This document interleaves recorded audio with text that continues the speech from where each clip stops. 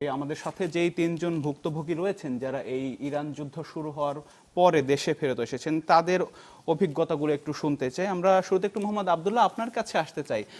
যুদ্ধের পরেই তো আপনি মূলত দেশে ফেরত এসেছিলেন, যুদ্ধ যখন শুরু হলো সেই সময়টার অভিজ্ঞতাটা একটু জানতে চাই আপনার কাছে, কতটা ভয়াবহ ছিল পরিস্থিতি?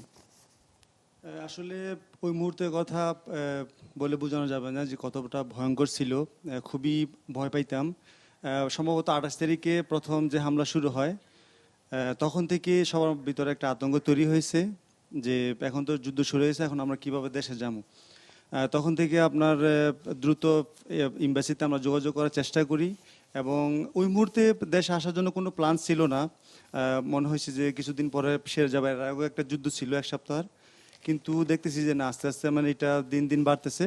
তখন যোগাযোগ করে বললাম যে আমরা এখন দেশে চাইতেছি, কারণ এখানে আসি মানে ভয় করতেছে, রাতে ঘুমাইতে পারি না। কারণ যখন মিসাইল মারে, যখন ব্লাস্ট হয়, মানে এটার শব্দ এতটা ভয়ঙ্কর ছিল, রাত্রে ঘুমাইতে পারতাম না, তারপরে খাবার খাইতে পারতাম না। মানে সর্বমুহূর্তে মানে একটাই চিন্তা যে আসলে কিভাবে এখন দেশে যাওয়া যায়, ওই ভয়টা সবসময় কাজ করতো। আর রাতে মানে যখন ঘুমাইতাম তখন সবসময় মানে মৃত্যুর দোয়াটা পড়ে ঘুমাইতাম।